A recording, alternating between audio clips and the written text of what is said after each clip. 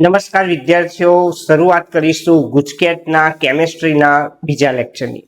તો આ લેક્ચરમાં ફરી એક વખત આપણે 40 એમસીક્યુ જોવાના છે, સાથે સાથે કેટલીક અગત્યની નોંધનો પણ ઉપયોગ કરવાના છે। તો શરૂઆત કરીએ વિદ્યાર્થીઓ પહેલા એમસીક્યુ થી। તો પહેલો એમસીક્યુ CuS એનો દ્રાવ્યતા ગુણાકાર 6×10⁻16 આપેલો છે અને CuS ની જલીય દ્રાવણમાં મહત્તમ મોલારિટી શોધવાની છે। તો સૌપ્રથમ CuS નું જલીય દ્રાવણમાં આયનીકરણ Cu+2 અને S-2 લખવાનું રહે છે, જ્યાં Cu+2 ની સાંદ્રતા x મોલર અને S-2 ની સાંદ્રતા x મોલર આપણે ધારી લીધી છે।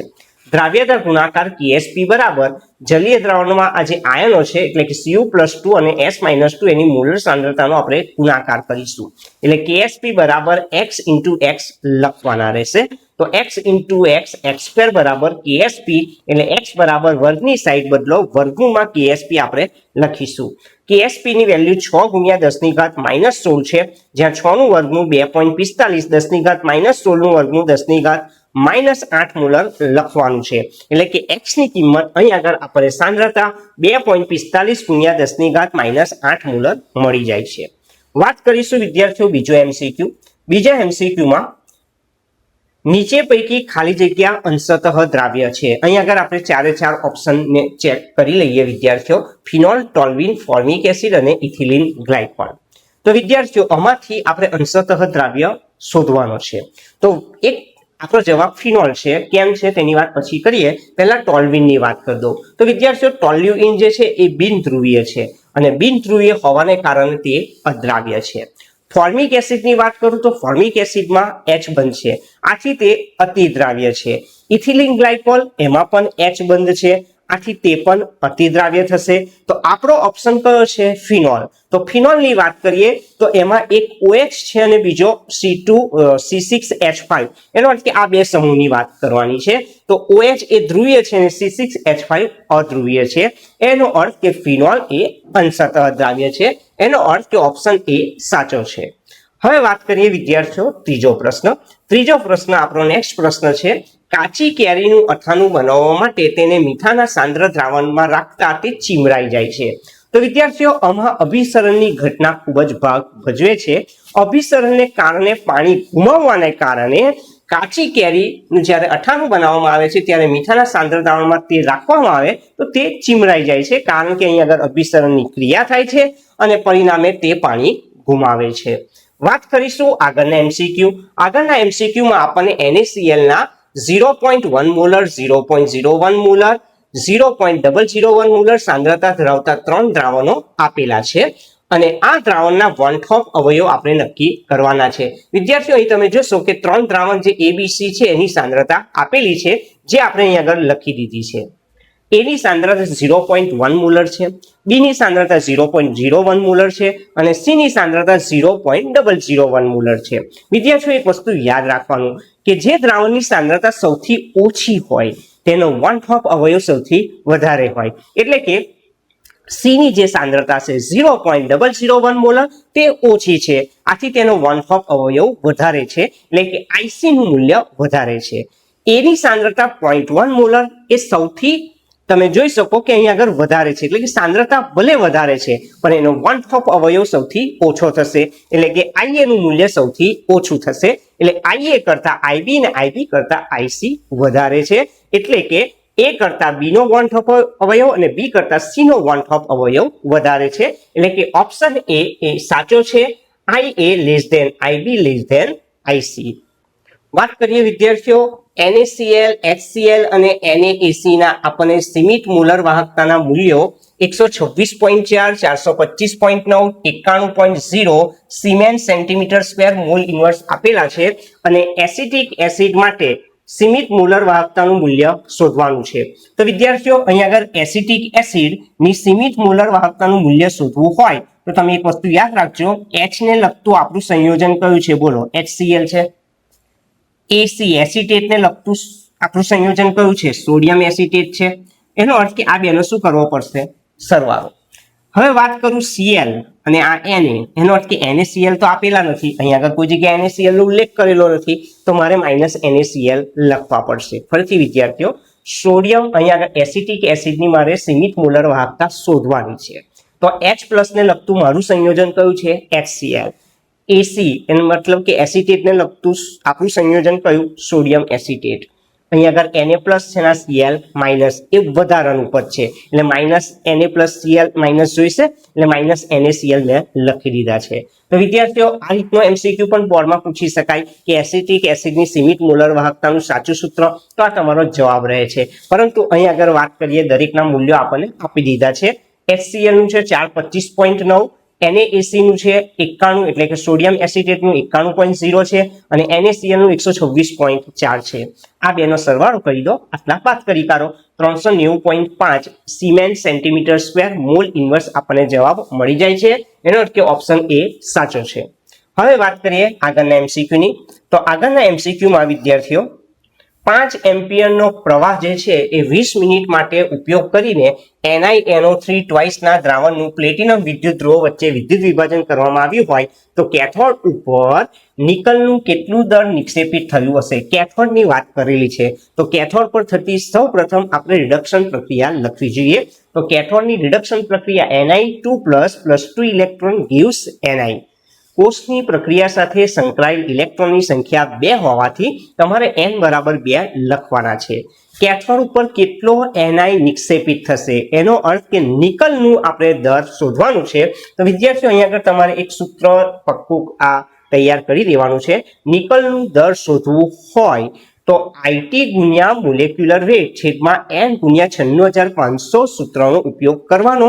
આ સૂત્રથી તમે કોઈ પણનું નિક્ષેપિત દર શોધી શકશો. તમને I કેટલા એમ્પિયર આપેલો છે? 5. સમયની વાત કરું તમને 20 મિનિટ આપેલી છે તો મિનિટને સેકન્ડમાં કન્વર્ટ કરો એટલે 20 ગુણ્યા 60 લખવાની છે. નિકલનું દર 58.7 જે રકમમાં આપી દેવામાં આવશે. n કોષની પ્રક્રિયા સાથે સંકળાયેલ ઇલેક્ટ્રોનની સંખ્યા 2 છે ગુણ્યા 96500. તો વિદ્યાર્થીઓ આનું સાદુરૂપ આપી દઈશું તો 1.825 ગ્રામ આપણને નિકલનું નિક્ષેપિત દર મળી જાય છે. એનો અર્થ કે કેથોડ ઉપર નિક્ષેપિત થતો નિકલ 1.825 ગ્રામ રહે છે. આગળનો MCQ એમાં આપેલ એક માહિતી છે વિદ્યાર્થીઓ, એની આધારે રિડ્યુસ અવસ્થામાં સૌથી વધારે સ્થાયી આયન શોધવાનો છે. વિદ્યાર્થીઓ આ બધા પોટેન્શિયલ મૂલ્યો તમને આપેલા છે. Cr+3 ની વાત કરું તો 1.33 વોલ્ટ આપેલો છે. Cl- નો 1.36 વોલ્ટ આપેલો છે. Mn2+ નો 1.51 વોલ્ટ આવેલો છે અને Cr નો -0.74 વોલ્ટ આપેલો છે. તો વિદ્યાર્થીઓ આ પોટેન્શિયલ મૂલ્યના આધારે એક વસ્તુ યાદ રાખજો કે જેનો પોટેન્શિયલ મૂલ્ય સૌથી વધારે, તો આ 4 મૂલ્યો મારી પાસે છે એમાં સૌથી વધારે પોટેન્શિયલ મને કયો દેખાય છે? 1.51 વોલ્ટ. એ કોનો છે? Mn2+ નો. તો Mn2+ સૌથી વધુ સ્થાયી આયન થશે. એનો અર્થ કે ઓપ્શન C એ એનો જવાબ થશે. આગળનો MCQ Al2O3 માંથી 1 મોલ Al મેળવવા માટે વિદ્યુતભારનો કેટલો જથ્થો જરૂરી છે? તો વિદ્યાર્થીઓ Al+3 ની આપણે રિડક્શન પ્રક્રિયા લખી Al+3 + 3 ઇલેક્ટ્રોન gives Al. અહીં આગળ કેટલા મોલ ઇલેક્ટ્રોન છે? 3. આ કેટલા મોલ Al મળે છે? 1. તો જેટલા મોલ ઇલેક્ટ્રોન એટલા ફેરાડે વિદ્યુતનો જથ્થો ખર્ચાય. જેટલા મોલ ઇલેક્ટ્રોન એટલા ફેરાડે વિદ્યુતનો જથ્થો. કહેવાનો અર્થ Al2O3 માંથી 1 મોલ Al મેળવવા માટે જરૂરી વિદ્યુતભારનો જથ્થો 3 ફેરાડે. તો આપણો ઓપ્શન કયો રહેશે? C ઓપ્શન 3 ફેરાડે એ આ પ્રશ્નનો જવાબ થશે. હવે વાત કરીએ વિદ્યાર્થીઓ પ્રક્રિયા વેગ અચળાંક k બરાબર 3 ગુણ્યા 10⁴ સેકન્ડ ઇન્વર્સ છે. પ્રક્રિયા વેગ અચળાંક આપેલો છે અને પ્રક્રિયાનો ક્રમ શોધવાનો છે. વિદ્યાર્થીઓ ખૂબ જ સહેલું આ MCQ ની રીત છે. તમને જે પ્રક્રિયા વેગ અચળાંક આપવામાં આવે છે તેમાં એકમ ઉપર નજર નાખીએ તો અહીંયા આગળ માત્ર સેકન્ડ ઇન્વર્સ આપેલા છે. ખરેખર વેગ અચળાંકના આ જે એકમ છે એમાં L હોવો જોઈએ. તો અહીંયા આગળ લીટરનો કોઈ જ ઉલ્લેખ કરેલો નથી. તો કહેવાનો અર્થ અહીં લીટરની તમે ઘાત કેટલી લખી શકો? 0. L0 લખી શકશો. તો વિદ્યાર્થીઓ એક વસ્તુ યાદ રાખજો, L ની જે ઘાત હોય એ ઘાતમાં તમારે 1 ઉમેર દેવાના એટલે એ તમારી પ્રક્રિયાનો પ્રક્રિયાક્રમ થઈ જશે. એનો અર્થ કે અહીંયા આગળ તો L આપેલા નતા, મેં L ની 0 ઘાત લખી. એનો અર્થ કે L ની ઘાત કેટલી છે? 0. તેમાં કેટલા ઉમેરવાના આપણે? 1. એટલે 0 અને 1 કેટલા થાય 1, એનો અર્થ કે આ જે પ્રક્રિયા જે આપેલો છે વેગ અચળાંક તે કયા ક્રમની પ્રક્રિયા છે? પ્રથમ ક્રમ. એનો અર્થ કે પ્રથમ એ તમારો જવાબ છે. ફરીથી એક વખત સમજી લો વિદ્યાર્થીઓ, તમને જે વેગ અચળાંક આપવામાં આવે એનો માત્ર એકમ જોવાનો, તો આ માહિતી જોવાની કોઈ જરૂર નથી. અહીંયા આગળ S ઇન્વર્સ લખેલા છે, એનો અર્થ કે લીટરનો કોઈ ઉલ્લેખ કરેલો નથી, એટલે L નો 0 ઘાત લખી દીધો. તો L નો ઘાત કેટલો છે 0, એ 0 માં 1 ઉમેરી દેવાનો, તો 0 ને 1 કેટલા થાય 1. એનો અર્થ કે આ કયા ક્રમની પ્રક્રિયા હશે? પ્રથમ ક્રમની પ્રક્રિયા હશે. આ તમારો જવાબ છે. વાત કરીએ આગળના MCQ ની, તો આગળના MCQ માં તમને વેગ અચળાંક 60 સેકન્ડ ઇન્વર્સ આપેલો છે. પ્રક્રિયકની પ્રારંભિક સાંદ્રતા ઘટીને 1/6 ભાગ થવા માટે કેટલો સમય લાગશે? એનો અર્થ કે RT ની અહીં આગળ વાત કરેલી છે વિદ્યાર્થીઓ. RT એટલે અંતિમ સાંદ્રતા, એ મૂળ સાંદ્રતાનો 6 ભાગ થવા માટે જે સમય છે તે આપણે શોધવાનો છે. તો પ્રથમ ક્રમની પ્રક્રિયા માટેનું આ જે સૂત્ર છે એમાં T ને કરતા બનાવી દીધો. તો T બરાબર 2.303/k log R0/RT આપણે લખી શકીએ. તો વિદ્યાર્થીઓ અહીંયા આગળ આપણે કિંમતની વાત કરું હું તમને, તો RT ની કિંમત આપણે કેટલી લેવાની છે? R0/6, છેદનો છેદ અંશમાં જાય એટલે 6 ઉપર લઈ જાઓ, R0 કટ થઈ ગયા એટલે log 6 લખાશે. સમય કેટલો આપેલો, વેગ અચળાંક કેટલો આપેલો છે? 60 આપેલો છે, એટલે વેગ અચળાંકની જગ્યાએ મેં 60 લખ્યા. RT ની કિંમત R0/6 લખ્યો, 6 ઉપર જાય, R0 કટ કર્યા, log 6 થયા. log 6 ની કિંમત 0.7782 લખવાનું છે, એટલે 2.303 ગુણ્યા 0.7782 છેદમાં 60 એટલે 0.0298 સેકન્ડ આપણને મળી જાય છે. એનો અર્થ કે આ પ્રક્રિયા માટે જે સમય છે તે 0.0298 સેકન્ડ રહે છે. વિદ્યાર્થીઓ, એક પ્રથમ ક્રમની પ્રક્રિયા 1.26 ગુણ્યા 10⁴ સેકન્ડમાં 50% પૂર્ણ થાય છે, તો 100% પૂર્ણ થવા કેટલો સમય લાગશે? તો વિદ્યાર્થીઓ, પ્રક્રિયા જો 100% પ્રક્રિયા પૂર્ણ થાય તો અંતિમ સાંદ્રતા તમારા RT બરાબર 0 લેવાની છે. પ્રથમ ક્રમની પ્રક્રિયાના વેગ અચળાંકના જે સૂત્ર છે એમાં આપણે T ને કરતા બનાવી દો, 2.303/k log R0/RT. અહીં આગળ આપણે 100% માટે વાત કરીએ છીએ, એટલે આપણે શું કીધું? RT ની કિંમત કેટલી લેવાની કીધી મેં? 0. તો R0/0 એટલે અનંત. તો વિદ્યાર્થીઓ, આનો જવાબ કેટલો આવશે? અનંત જ આવશે. એટલે કે 100% પ્રક્રિયા પૂર્ણ થવા માટે લાગતો સમય કેવો છે? અનંત સમય છે. વિદ્યાર્થીઓ, અહીંયા આગળ કેટલીક ટાઈમ સેવિંગ ટેકનિક પણ મેં લખેલી છે પ્રથમ ક્રમની પ્રક્રિયા માટે. 75% માટે પૂછ્યો હોત તો 2 ગુણ્યા 50% તમારે લખવાના. 87.5% માટે પ્રશ્ન પૂછ્યો હોય તો 3 ગુણ્યા 50% માટેનો સમય લખવાનો. અને 100% પ્રક્રિયા પૂર્ણ થવા માટે લાગતા સમયની વાત કરેલી હોય તો તમારે અનંત સમય લખવાનો. આ તમે મેથડ યાદ રાખજો, તો જેથી સમય બચી શકે, કોઈ ગણતરી કરવાની જરૂર પડે નહીં. અહીં 100% ની વાત કરેલી વિદ્યાર્થીઓ, આ પ્રશ્નમાં 100% ની વાત કરેલી છે, તો 100% માટે કયો જવાબ લખવાનો? અનંત. તો અનંત સમય લખી દેવાનો, એટલે ટૂંકમાં આપણું કામ પૂરું થાય. હવે વાત કરીએ આગળના પ્રશ્નની. તો આગળના પ્રશ્નમાં એક પ્રક્રિયા આપેલી છે, A + 2B gives C નો વેગ આપેલો છે KAB. A ની સાંદ્રતા અચળ રાખી B ની સાંદ્રતા બમણી કરી દો તો વેગ અચળાંક. તો વિદ્યાર્થીઓ, અહીંયા આગળ વેગની વાત નથી કરી, વેગ અચળાંકની વાત કરી છે. અને વેગ અચળાંક ઉપર પ્રક્રિયકની સાંદ્રતાની કોઈ જ અસર વર્તાતી નથી. વેગ અચળાંકનું મૂલ્ય પ્રક્રિયામાં વપરાતા પ્રક્રિયકોની સાંદ્રતા પર આધાર રાખતું નથી. એનો અર્થ કે અહીંયા આગળ વેગ અચળાંક તેટલો ને તેટલો જ રહે છે. વિદ્યાર્થીઓ, શબ્દ શાંતિથી જોજો, તમને અહીંયા આગળ પ્રક્રિયા વેગની વાત કરવામાં આવી નથી કે પ્રક્રિયા વેગ કેટલા ગણો થશે. અહીં વેગ અચળાંકની વાત કરેલી છે, તો વેગ અચળાંક તેટલો ને તેટલો જ રહે. પ્રક્રિયકની સાંદ્રતા ભલે તમે બમણી કરો, અડધી કરો, એનાથી કોઈ જ વેગ અચળાંક પર અસર થવાની નથી. એટલે વેગ અચળાંક અહીંયા તેટલો ને તેટલો જ રહે છે. વિદ્યાર્થીઓ, લેન્થેનોઇડ્સને ઓક્સિજનમાં બાળતા કઈ નિપજ મળે છે?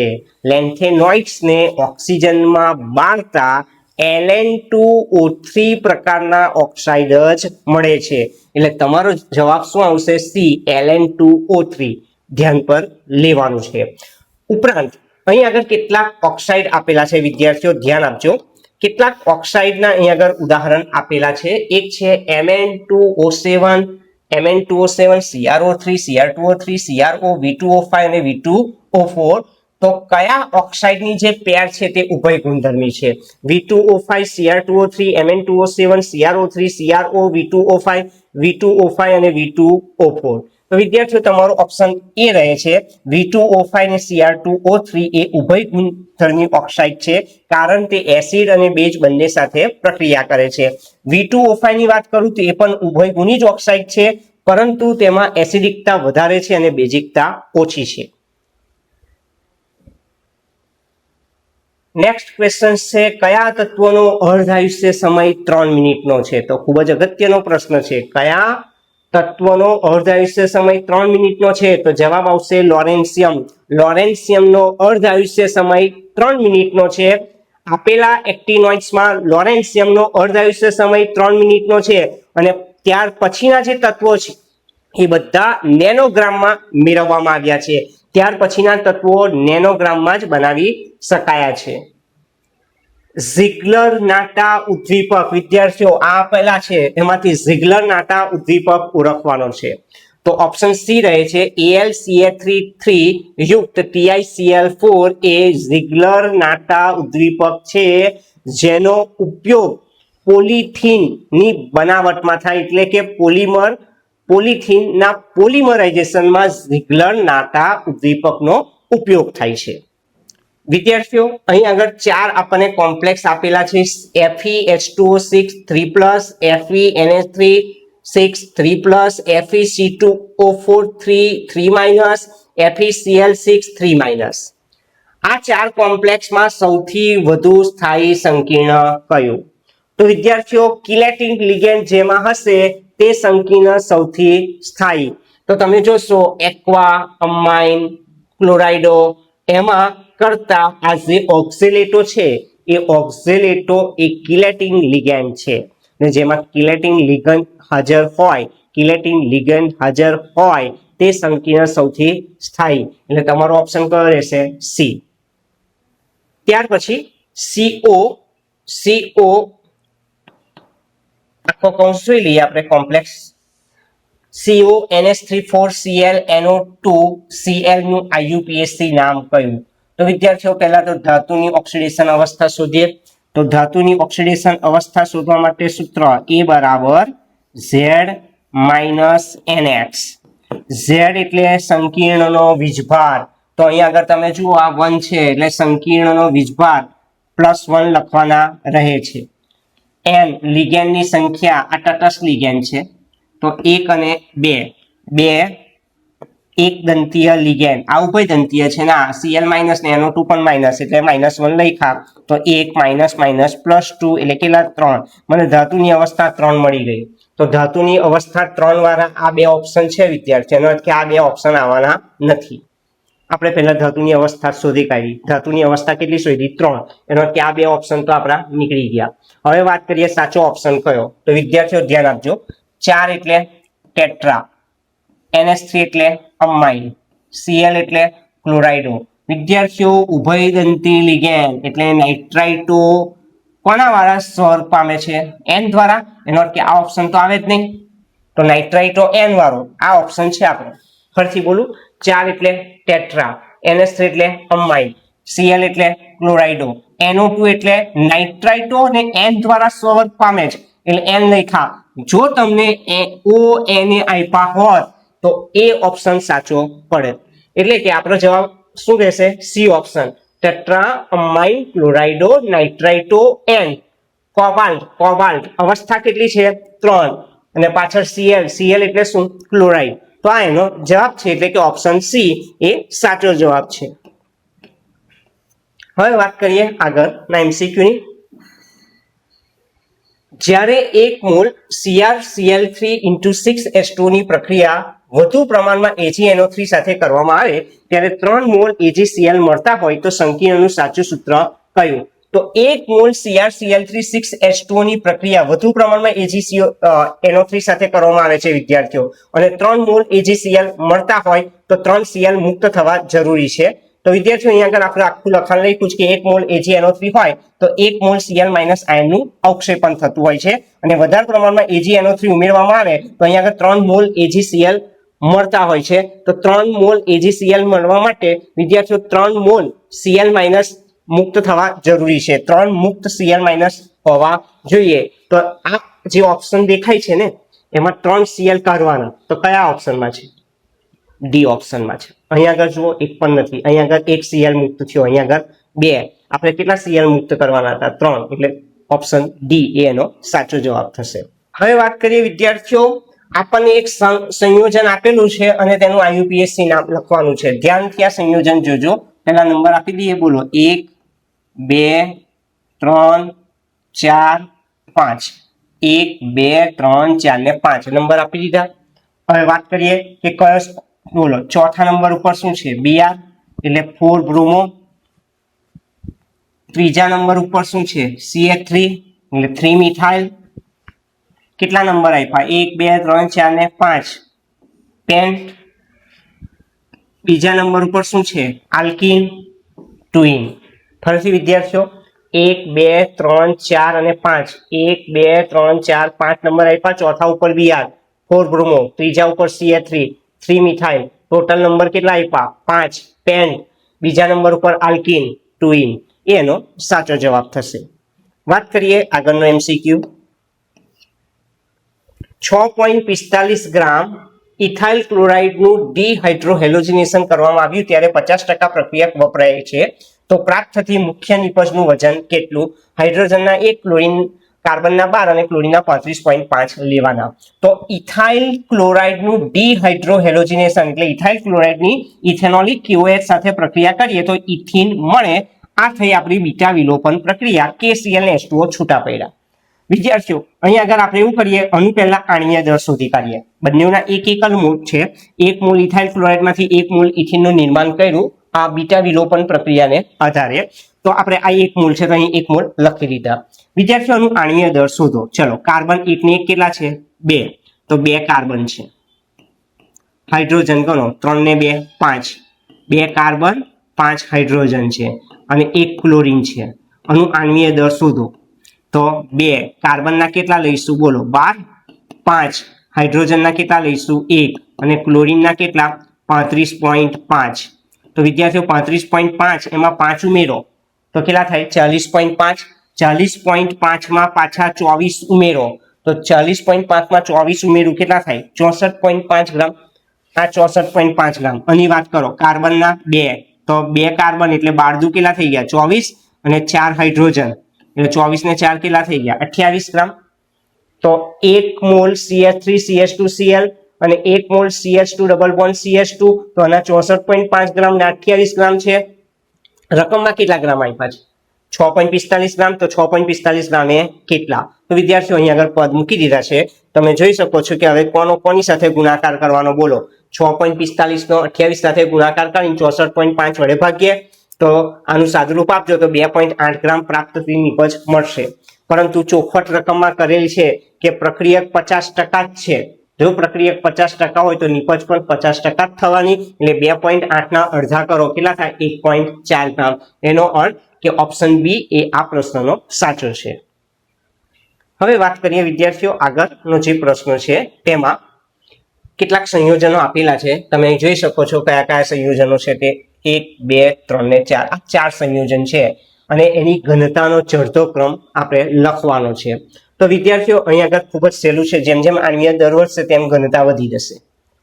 તો આ તમે જુઓ બેન્ઝીન પછી આ 1 ક્લોરીન એટલે એનો અર્થ કે આના કરતા તો આનું આણ્વીય દર વધારે જ છે. એટલે 1 કરતા 2 નું આણ્વીય દર વધારે છે. પછી આના કરતા આનું આણ્વીય દર વધારે છે કારણ કે 2 Cl થઈ ગયા.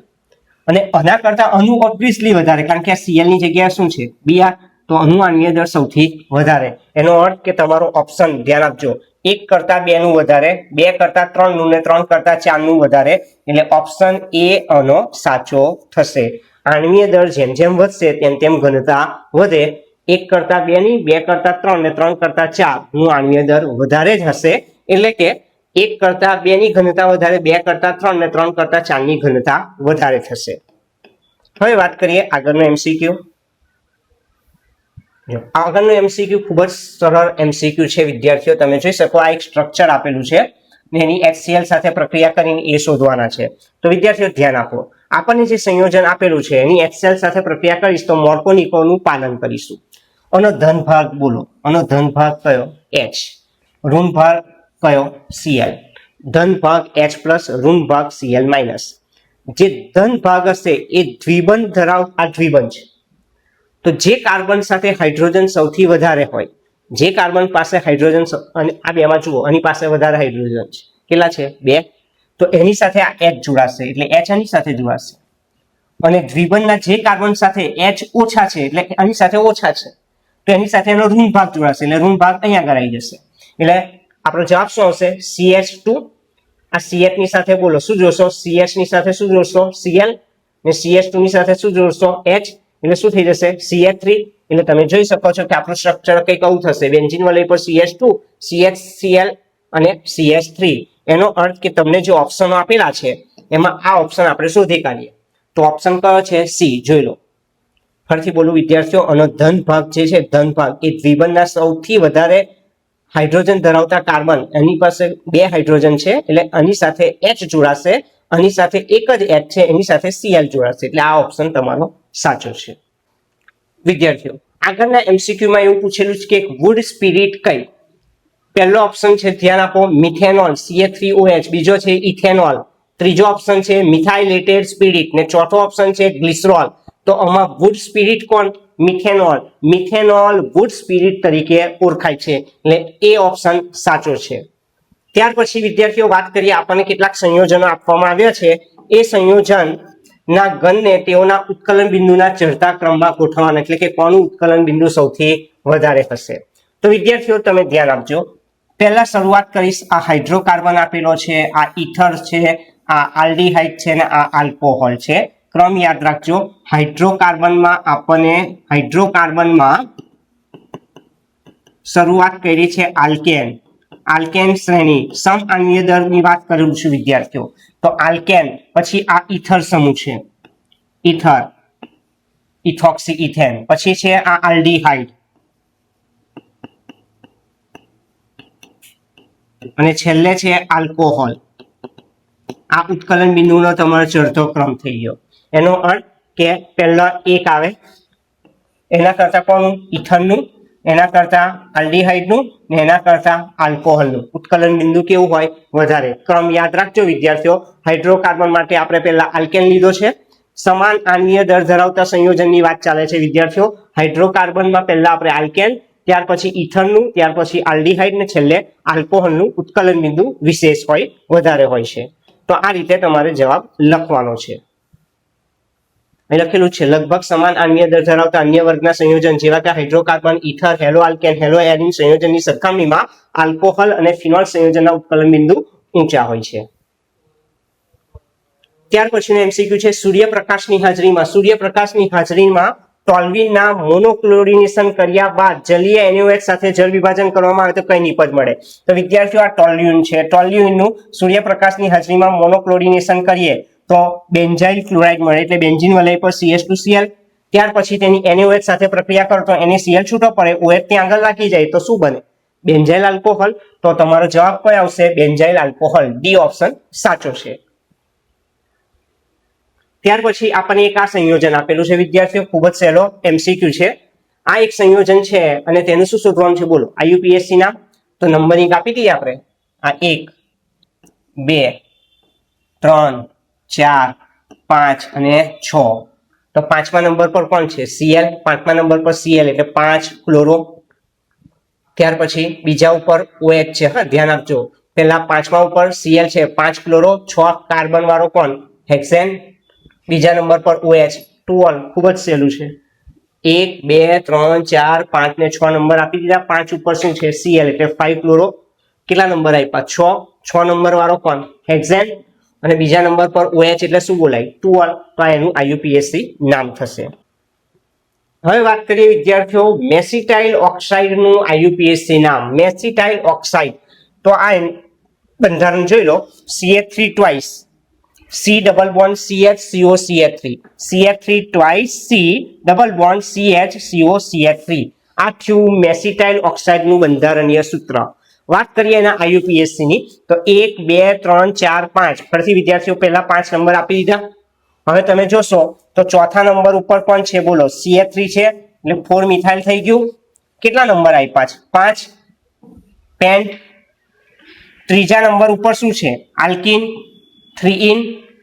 બીજા નંબર પર કોણ છે? કીટોન 2 ફરીથી 4 મિથાઇલ પેન્ટ 3 in 2 એ મેસિટાઇલ ઓક્સાઇડનું આઈયુપીએસી નામ. પરીક્ષાલક્ષી ખૂબ જ અગત્યનો MCQ છે. ત્યાર પછીના MCQ ની વાત કરું વિદ્યાર્થીઓ, જોન્સ પ્રક્રિયક તમને ખબર જ હશે KMnO4 K2Cr2O7 into H2SO4 એટલે ક્રોમિક એસિડ H2CrO4. ત્રીજું છે CrO3 H2SO4 ને આપેલ એકે નહીં. તો વિદ્યાર્થીઓ જોન્સ પ્રક્રિયક યાદ રાખજો, CrO3 H2SO4 એ જોન્સ પ્રક્રિયકના નામે ઓળખાય છે. વાત કરીએ આગળના MCQ ની. તમને અહીં આગળ ફિનાઇલ બેન્ઝોએટ સંયોજન આપેલો છે ને આ ફિનાઇલ બેન્ઝોએટ એ કોની વચ્ચેની પ્રક્રિયાથી બનાવી શકાય? તો ખૂબ જ સહેલો પ્રશ્ન છે વિદ્યાર્થીઓ, ધ્યાન આપજો. ફિનાઇલ બેન્ઝોએટ તમને આપેલો છે, તો ફિનાઇલ બેન્ઝોએટ કોની વચ્ચેની પ્રક્રિયાથી? તો તમે જોશો તો આ ફિનોલ અને આ બેન્ઝોઇલ ક્લોરાઇડ એની પિરિડીનની હાજરીમાં પ્રક્રિયા કરવામાં આવે તો ફિનાઇલ બેન્ઝોએટ મળે. આ ફરીથી બોલું વિદ્યાર્થીઓ, આ ફિનોલ અને આ શું છે આપણો બેન્ઝોઇલ ક્લોરાઇડ, એ બે વચ્ચે પ્રક્રિયા કરો તો H અને Cl છૂટો પડે પિરિડીનની હાજરીમાં ને આ બે વલય જોડાઈ જાય એટલે મળતી નિપજ કઈ? ફિનાઇલ બેન્ઝોએટ. એનો અર્થ કે તમારે જવાબ શું આવશે? પિરિડીનની હાજરીમાં ફિનોલ અને બેન્ઝોઇલ ક્લોરાઇડ વચ્ચેની પ્રક્રિયાથી ફિનાઇલ બેન્ઝોએટ મળે છે. તે જ રીતે વિદ્યાર્થીઓ ખૂબ જ સહેલો આ પણ એક MCQ છે, ધ્યાન આપો.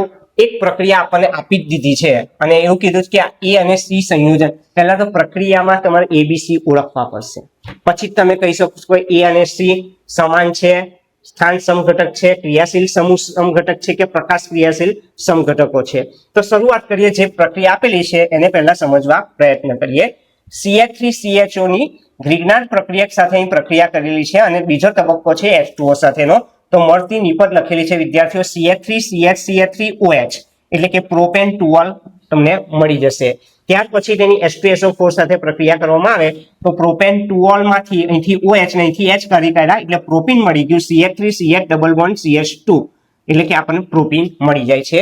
ત્યાર પછી તેનું હાઇડ્રોબોરેશન પ્રક્રિયા કરવામાં આવે તો પ્રોપીન પરથી આપણે આલ્કોહોલ મેળવી લેવાનો, એટલે કે કયો આલ્કોહોલ? પ્રોપીનનો આલ્કોહોલ કયો? Propanol CH3CH2CH2OH. તો તમે અહીંયા આગળ જોઈ શકશો વિદ્યાર્થીઓ, આ પ્રોપેન 1 ઓલ છે ને આ પ્રોપેન 2 ઓલ છે.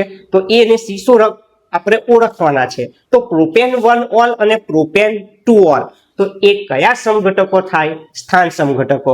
પેલો પ્રોપેન 1 ઓલ છે ને પેલો પ્રોપેન 2 ઓલ છે એટલે એ સ્થાન સમઘટકો છે, એટલે ઓપ્શન બી એનો સાચો છે. હવે વિદ્યાર્થીઓ વાત કરીએ એલાઇલ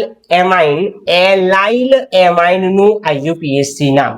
તો વિદ્યાર્થીઓ એલાઇલ એમાઇન નું સ્ટ્રક્ચર તમારે યાદ રાખવાનું, NH CH2CH double bond CH2 આ એનું બંધારણીય સૂત્ર. વાત કરીશું આઈયુપીએસી નામ, નંબરિંગ આપી દઈએ. NH2CH2CH double bond CH2 1 2 3 number આપી દીધા. તો બોલો પહેલા નંબર પર કયો સમૂહ છે? એમાઇન સમૂહ છે. ટોટલ નંબર કેટલા આપ્યા છે? 3 નંબર વાળો કોણ? પ્રોપેન. પ્રોપેન નું શું લખવાનું? પ્રોપ. બીજા નંબર પર આલ્કિન ટ્વિન. પહેલા નંબર ઉપર એમાઇન 1 એમાઇન. એનો અર્થ કે એલાઇલ એમાઇન નું આઈયુપીએસી નામ પ્રોપ 2 in 1 એમાઇન. ફરીથી એલાઇલ એમાઇન નું structure NH2CH2CH double bond CH2 1 2 3 number આપી દો. 3 નંબર વાળો કોણ? પ્રોપેન. પ્રોપેન નું શું લખવાનું? બોલો પ્રોપ લખવાનું. બીજા નંબર પર આલ્કિન એટલે પ્રોપ ટ્વિન. પહેલા નંબર પર એમાઇન 1 એમાઇન. એનો અર્થ કે એનું આઈયુપીએસી નામ એલાઇલ એમાઇન નું આઈયુપીએસી નામ પ્રોપ 2 in 1 એમાઇન. આ ઓપ્શન સાચો છે, સી ઓપ્શન એનો સાચો છે. વાત કરીએ આગળના MCQ ની. તો વિદ્યાર્થીઓ અહીં કેટલાક સંયોજનો આપેલા છે. C2H5 twice NH, C6H5NH2, C2H5 NH2 અને NH3. તો તેઓને બેઝિક પ્રબળતાના ઉતરતા ક્રમમાં ગોઠવવાના. બેઝિક પ્રબળતાનો ઉતરતો ક્રમ એટલે કે જેની બેઝિકતા વધારે હોય એને પહેલા ગોઠવી દેવાનું, જેની બેઝિકતા વધારે.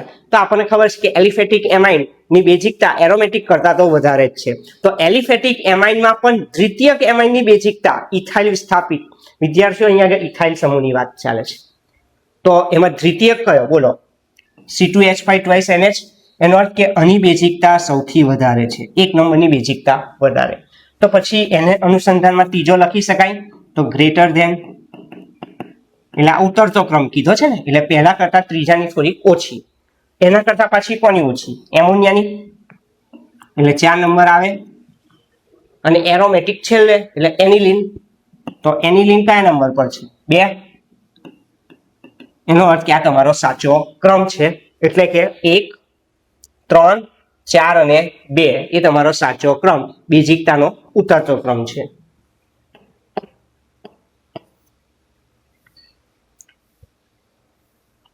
ત્યાર પછી છે 2-ફિનાઇલ પ્રોપેનેમાઇડ. 2-ફિનાઇલ, ધ્યાન આપો વિદ્યાર્થીઓ, 1 આ 2, 2-ફિનાઇલ 1, 2 ને 3 પ્રોપેનેમાઇડ. ફરીથી વિદ્યાર્થીઓ ધ્યાન આપો, 1, 2, 3, આ 1 નંબર, આ 2 નંબર, 3 નંબર, એટલે 2-ફિનાઇલ પ્રોપેનનો એમાઇડ, CONH2, એટલે 2-ફિનાઇલ પ્રોપેનેમાઇડ.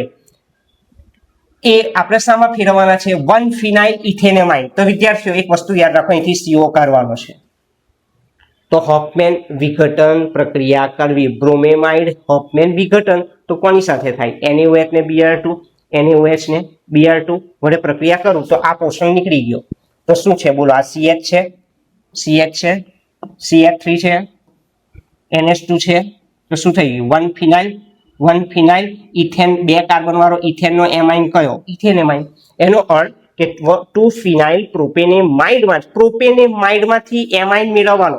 એક બીજી વસ્તુ યાદ રાખજો, પ્રોપેનેમાઇડ એટલે 3 કાર્બન વાળો એમાઇડ છે ને એમાંથી 2 કાર્બન વાળો એમાઇન મેળવવો હોય તો હોફમેન બ્રોમેમાઇડ વિઘટન જ પ્રક્રિયા કરવી પડે, એટલે Br2 ને કોનો ઉપયોગ કરવો પડે, NaOH.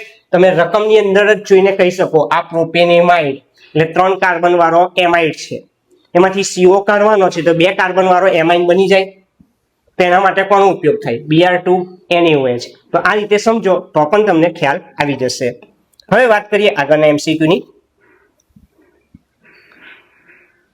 આપણને કેટલાક સંયોજનો આપેલા છે, નીચેનામાંથી કયું સંયોજન બેન્ઝીન ડાયઝોનિયમ ક્લોરાઇડ સાથે એઝો સંયુગ્મન પ્રક્રિયા આપતું નથી.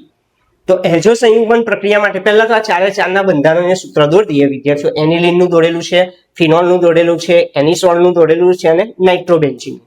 તો આમાં જે સમૂહો છે એની વાત કરું, NH2 છે, OH છે, OCH3 છે અને NO2. તો આ 3 સમૂહ NH2, OH અને OCH3, આ જો આ બધા ઇલેક્ટ્રોન દાતા સમૂહ છે, 3 3.